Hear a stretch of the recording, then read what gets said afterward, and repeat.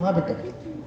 गीता सुगीता कर्तव्या किमन्यैः शास्त्रविस्तरैः या स्वयं पद्मनाभस्य मुखपद्मात् विनिसृता।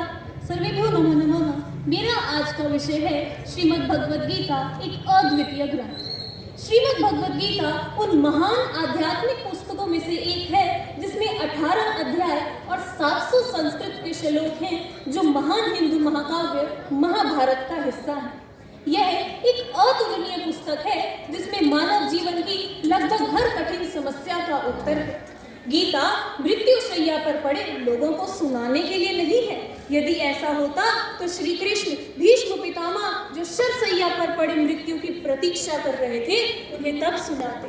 गीता तो उनके लिए है जिनकी भुजाओं में गांडीव उठाने की शक्ति है, जिन्होंने इस भ्रष्ट समाज व्यवस्था को बदलने का दृढ़ संकल्प लिया। महाभारत के दौरान पांडवों और कौरवों के धर्म युद्ध के समय अर्जुन ने अपने मित्रों और रिश्तेदारों को अपने समक्ष पाकर कमजोर महसूस किया। उस समय श्री कृष्ण ने एक योद्धा के रूप में अपना धर्म निभाते हुए गीता का उपदेश दिया। इस ग्रंथ ने कई महान लोगों को प्रेरित किया है। यहाँ तक कि महात्मा गांधी, एल्बर्ट आइंस्टाइन, स्वामी विवेकानंद, शहीद भगत सिंह आदि अनेक लोग गीता जी से प्रेरित हुए हैं। वह उनके उपदेशों को अपने जीवन में आत्मसात किए हैं। यह राह से भटके हुए लोगों को ज्ञान की राह दिखाती है, जीवन जीने की कला सिखाती है। यहाँ भगवद गीता के कुछ प्रेरक पाठ जो हमें हमारे जीवन को और विकसित करने में मदद कर सकते हैं। आत्मा अविनाशी है, व्यर्थ चिंतित हो रहे हो, व्यर्थ डर कर रो रहे हो, अजन्मा है अमर आत्मा, भय में जीवन खो रहे हो, भय में जीवन खो रहे हो। आत्मा का न तो जन्म होता है न ही मृत्यु होती है, फिर अपनी बढ़ती उम्र से चिंता किस बात की। एक न एक दिन तो सभी ने मरना ही है, इसलिए आनंदमय जीवन व्यतीत करें। गीता हमें सिखाती है कि मनुष्य इस संसार में खाली हाथ आया है, खाली हाथ ही जाएगा। यहाँ कुछ भी तुम्हारा या हमारा नहीं है, जो है सब यही रह जाएगा। इसीलिए संतुष्टि से जीवन व्यतीत करें। गीता द्वारा दिए गए संदेशों में से एक है, कर्म करें, फल की चिंता मत करें। आजकल हम अपने लक्ष्य से इतना प्रेरित हो जाते हैं कि केवल परिणामों के बारे में सोचते हैं, जो हमारे कर्म पर, हमारे कार्य पर नकारात्मक प्रभाव डालता है। इसीलिए श्रीमद् भगवद गीता के दूसरे अध्याय के 47वें श्लोक में कहा गया है, कर्मण्येवाधिकारस्ते मा फलेषु कदाचन। गीता जी हमें सिखाती है कि हमें कर्म करना चाहिए, फल की चिंता नहीं करनी चाहिए। महाभारत के दौरान धृतराष्ट्र का पुत्र मोह, दुर्योधन का अहंकार, कर्ण का प्रतिशोध, गुरुद्रोण, विदुर एवं भीष्म पितामह का सीमा में मर्यादित रहना यदि है तो महायुद्ध महान भारतीय जीवन मूल्यों की संरक्षण एवं स्थापना के लिए किया गया संघर्ष भी है। युद्ध कर यदि धर्म की स्थापना के लिए किया गया हो तो वह युद्ध भी पवित्र हो जाता है।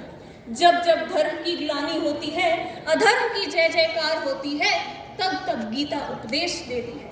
भगवान श्री कृष्ण श्रीमद् भगवद गीता के अध्याय में कहते हैं, यदा यदा हि धर्मस्य ग्लानिर्भवति भारत अभ्युत्थानमधर्मस्य तदात्मानं सृजाम्यहम् परित्राणाय साधूनां विनाशाय च दुष्कृतां धर्म संस्थापनार्थाय संभवामि युगे युगे। श्रीमद् भगवद गीता एक लाल कपड़े में बांधकर घर में रखने के लिए नहीं है, बल्कि उन्हें पढ़कर उनके उपदेशों को अपने जीवन में आत्मसात करने के लिए है। गीता में भगवान श्री कृष्ण और अर्जुन गुरु शिष्य संबंधों का अनोखा उदाहरण प्रस्तुत करते हैं। वे अर्जुन को निष्काम कर्मयोग, ज्ञान और भक्ति का मार्ग दिखाते हैं, जीवन जीने की कला सिखाते हैं। जीव का स्वरूप, आत्मा का स्वरूप, उसकी अमरता, ईश्वर की सर्वव्यापकता आदि अनेक विषयों के बारे में समझाते हैं। अर्जुन की सभी जिज्ञासाओं को शांत करने के पश्चात वे 18वें अध्याय के 66वें श्लोक में कहते हैं, हे पार्थ, तुम संपूर्ण धर्मों का आश्रय छोड़कर मेरी शरण में आ जाओ, मैं तुम्हें सभी पापों से मुक्त कर दूंगा, तुम चिंता मत करो। सर्वधर्मान् परित्यज्य मामेकं शरणं व्रज अहं त्वां सर्वपापेभ्यो मोक्षयिष्यामि मा शुचः। श्रीमद् भगवद गीता न केवल धर्म का उपदेश देती है, वह जीवन जीने की कला भी सिखाती है।